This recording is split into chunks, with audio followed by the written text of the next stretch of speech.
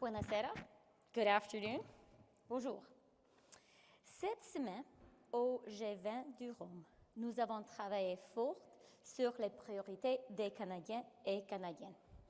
Ensemble, nous avons abordé les sujets suivants. L'achèvement de la lutte contre la COVID-19 et la préparation à une pandémie mondiale.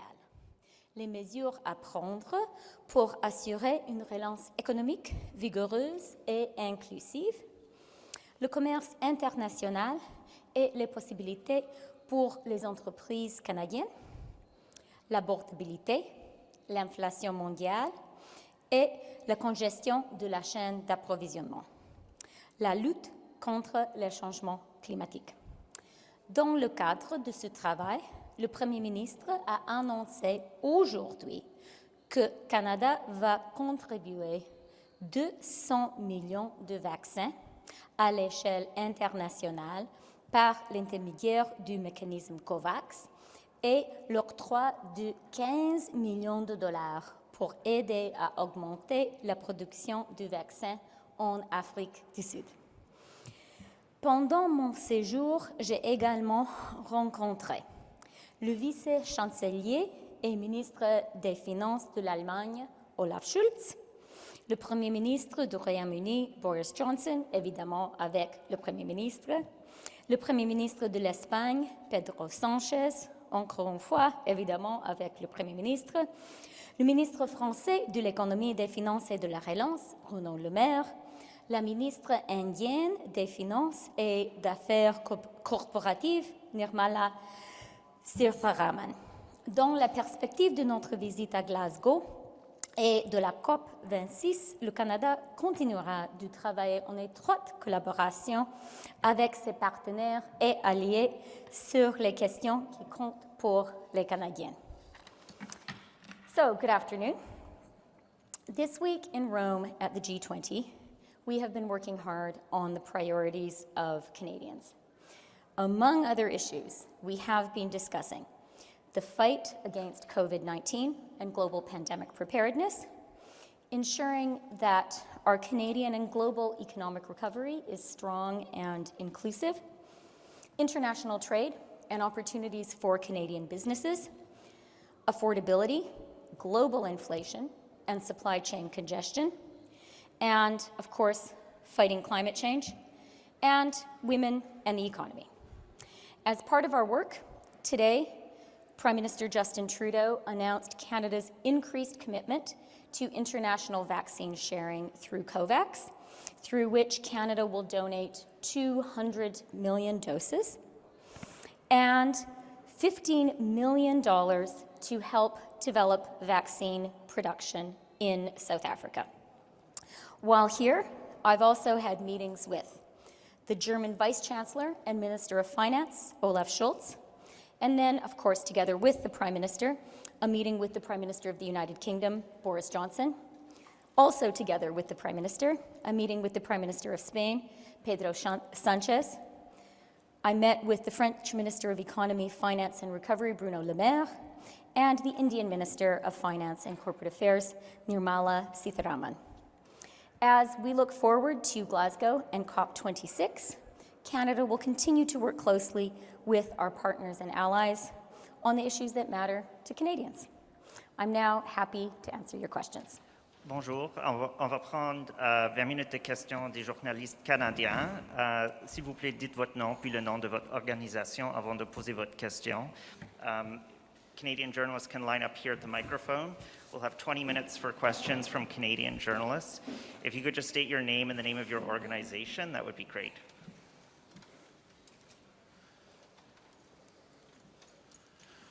Minister Freeland, thanks for joining us today. Mike Liquiteur with Global National. I just wanted to ask you, yesterday the World Health Organization again called for the temporary waiver on the intellectual property rights for vaccines at the WTO so that poorer countries can make these vaccines themselves. So why does Canada continue to not support this? Canada is very supportive of production of vaccines in the developing world, and that is why the Prime Minister announced today that Canada will be contributing $15 million towards a vaccine production facility in South Africa. On the TRIPS waiver issue, Canada and our Minister of Trade, Mary Ng, is working very collaboratively and constructively on this. So just as a follow-up, why, despite that work, collaborative work, why not make that decision on the TRIPS rather than donate the $15 million to South Africa?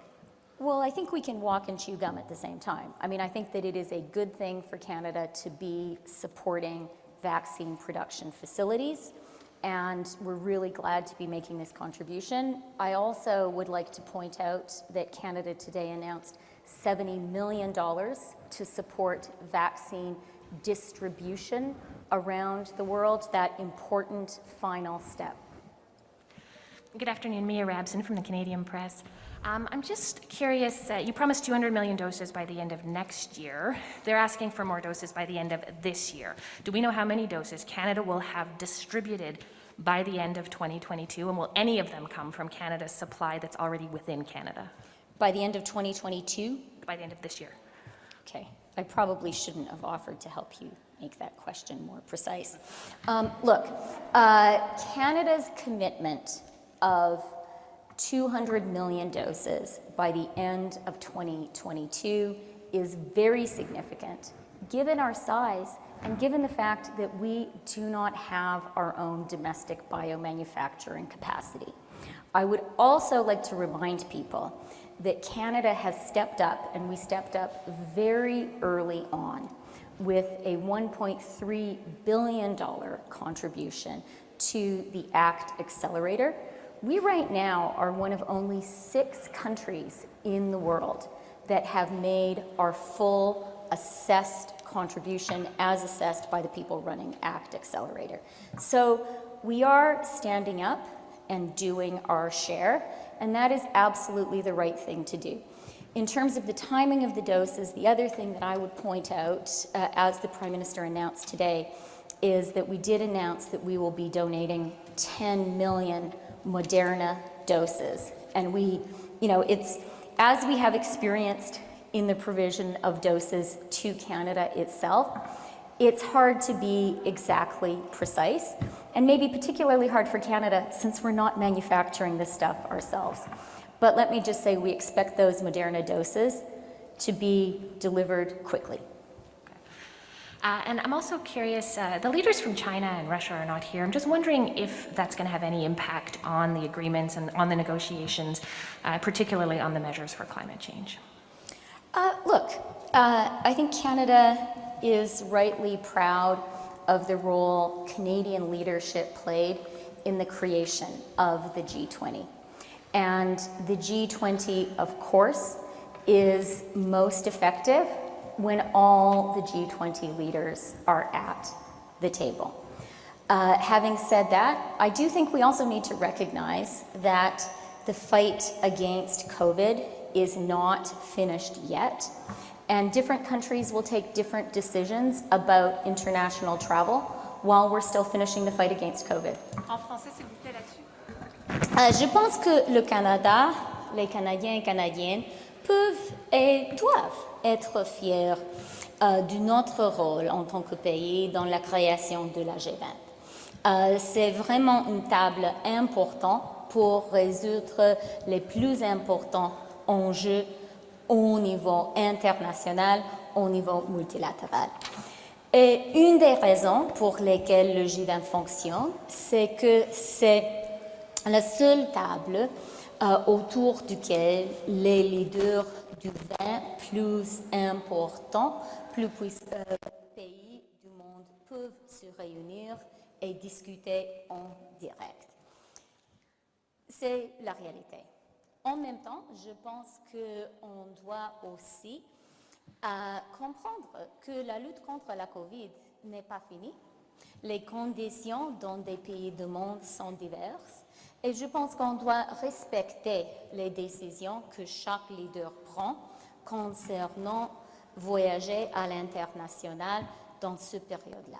Et je veux aussi souligner que chaque pays était représenté par les représentants ici physiques Et aussi, on a eu la possibilité de la participation en manière virtuelle. Hello, Heather Schofield from the Toronto Star. Hi, Heather. Hi.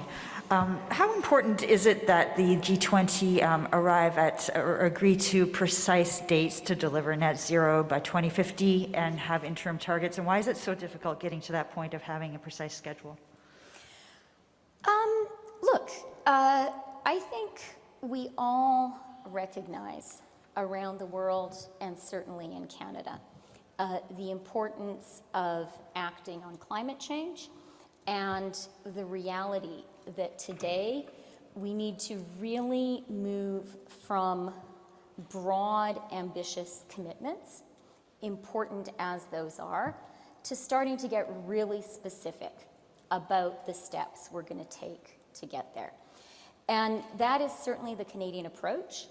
That was something that was really fundamental in our climate platform in the election campaign, was being really specific and saying, these are real practical steps we can take. And I was really glad during the campaign that independent climate experts, when they assessed our plan, one of the points they made was, this is actually practical and can be done. And so you're quite right, Heather, to say it's important for all the countries of the world to do that individually and collectively. Having said that, I do also think it's important for us as a wealthy country to recognize that taking climate action can impose greater costs on some countries than on others. And, you know, it's important for us to recognize that and have real conversations about that. And that is what is happening here and what I believe will be happening at COP26.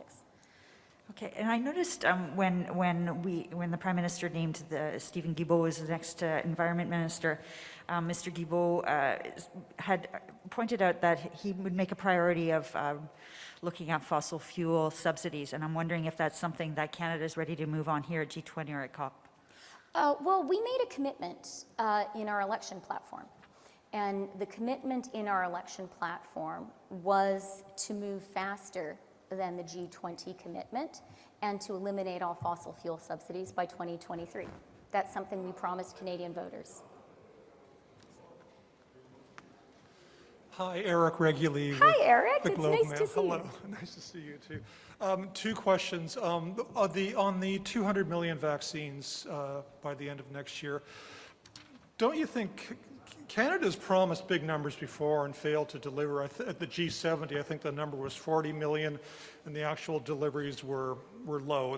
There's several million. So why should we believe now that 200 million are going to go out the door by next year? Look, we have made a number of different and specific commitments when it comes to the global fight against the pandemic. The 200 million dose commitment, which includes, as I said, announced today, 10 million doses directly from Moderna that will come soon. It includes the 15 million for building the facility in South Africa. Yeah. It includes an additional 70 million to facilitate vaccine distribution around the world. That sort of final last step, which can be complicated. And I will also point out, 1.3 billion is a significant amount of money, and we were there early with that funding for the ACT Accelerator. There are only 6 countries in the world, and Canada is one of them, that can say they have stepped up to their fully assessed level. In terms of the delivery of doses, as people who were in Canada this year can attest, Canada doesn't have its own domestic vaccine production. Yeah. This is not something we directly as a country control. This is a good faith commitment. We are confident we can meet it by the end of 2022, but we just don't have the factories ourselves. Okay, quick follow-up question on the IMF. We're building them though, sorry. We are building them, you know about our deal with Moderna. So. Just quick question on, was there any movement today on special drawing rights, donating them to other countries? Yes, there was. Okay. Great question. So the Prime Minister announced today that we will donate 20% of Canada's SDR allocation to the PRGT. Do you have a value on that? I want to give it to you exactly because SDRs and Canadian dollars and US dollars are all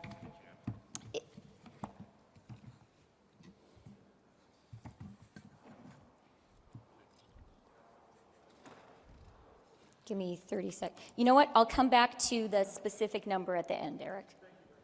Madame Freeland, j'ai un peu la même question en français. Pouvez-vous nous dire comment l'engagement qui a été pris aujourd'hui peut rassurer les pays qui n'ont pas de vaccin, sachant que sur les 40 millions de doses que le Canada a promis, il y a seulement 3 millions et quelques qui ont été livrés en ce moment?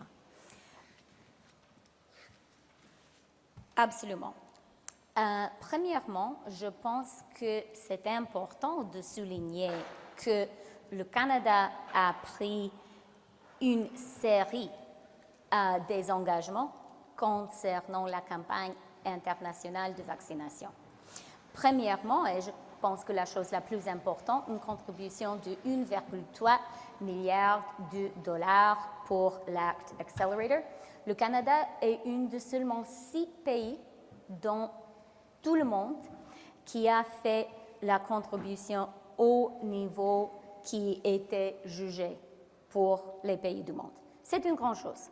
Et 1,3 milliard de dollars, c'est une grande contribution.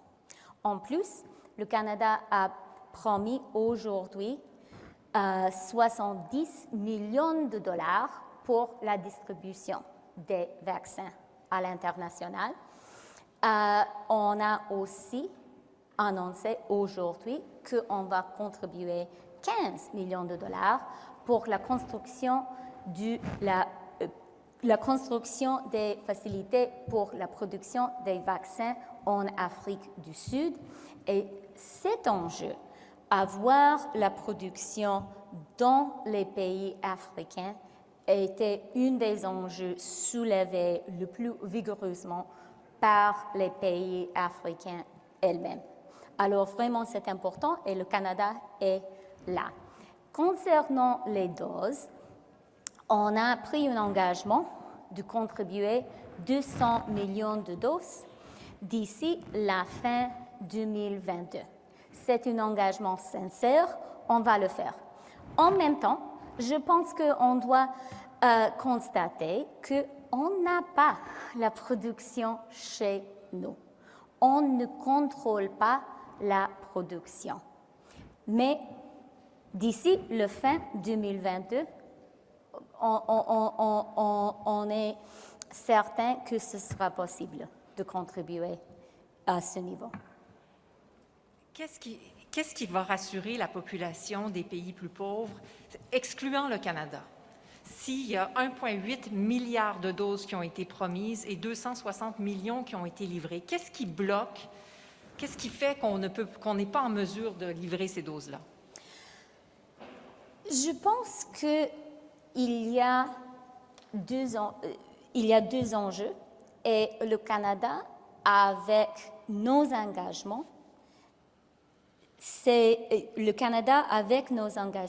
fait partie de la solution de ces deux problèmes. Un problème, c'est vraiment la production. On a besoin de production plus vite dans le monde. Et pour cette raison, la contribution du Canada pour la production en Afrique du Sud est vraiment importante. Et je pense que, comme Canadiens, nous pouvons vraiment comprendre la situation des autres pays qui manquent ces productions dans les pays des vaccins, parce qu'on est dans la même situation.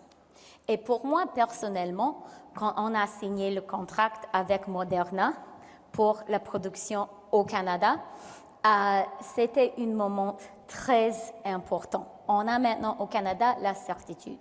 Et on a maintenant contribué à cette même certitude pour l'Afrique du Sud et les pays d'Afrique en général. Le deuxième problème, c'est la question de la distribution. C'est vraiment une question de logistique qui est complexe et difficile. Et pour cette raison, la contribution du Canada de 70 millions de dollars pour la distribution internationale aussi est important et va contribuer à la vaccination du monde. Glenn McGregor, CTV News. A similar question. I'm having trouble understanding, having committed several months ago to at least 100 million doses, you've only distributed 3.4, I think is the current number, 3.4 million to poor countries. That's terrible. What do you think the problem is there? What is the rate limiting step? If you're prepared to spend the money on this, why are they not being delivered? We are absolutely prepared to spend the money, Glenn. And I really do want to emphasize, we acted early and at scale with our $1.3 billion contribution to the ACT Accelerator. There are only 6 countries in the world that can say they have made their fully assessed contributions, and Canada is one of them. In terms of the actual delivery of doses, as we experienced to our own national frustration and anxiety this year, we don't have domestic biomanufacturing capacity. And so the reality is we do not control the manufacture of vaccines. What we can do is contribute money, which we have done.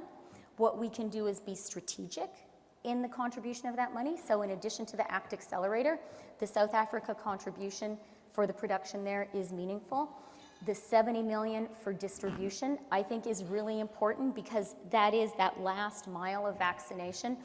In the conversations that I had with finance and health ministers yesterday and the conversation today, the people who are technically involved in global vaccination said that's a big part of the challenge right now. The announcement that 10 million doses from Moderna that we have ordered will go straight from Moderna to COVAX is significant. But I also want to be realistic with Canadians. We really experienced in December of last year, in the first quarter, even the first half of this year, that we can have contracts with global vaccine manufacturers, and we do. And it is thanks to those contracts that at the end of the day, we're going to be able to be generous with the rest of the world.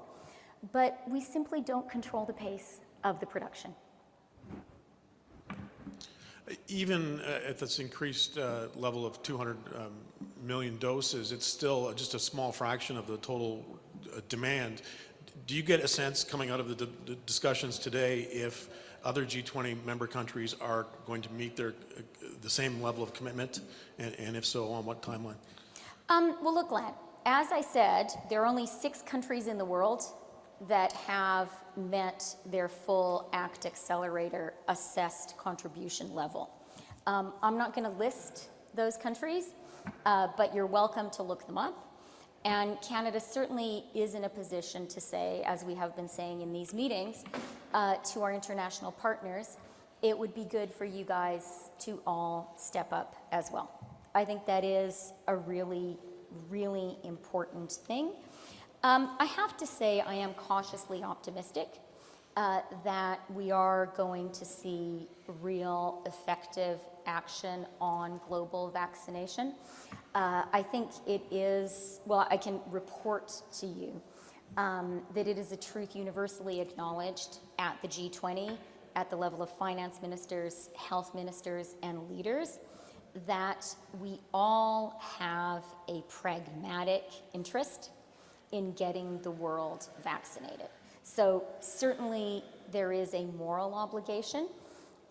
There is also the practical reality that we will finish, each one of us, the fight against COVID in our own countries by getting this international vaccination campaign done. And the practical realization of that, I think, is really, really important. And I do think we are seeing that while of course it would be great if we had all the vaccines the world needs right now, we have been seeing throughout the year vaccine production really being stepped up. That's all the time we have for today. Thanks very much. Merci beaucoup. OK, merci beaucoup tout le monde.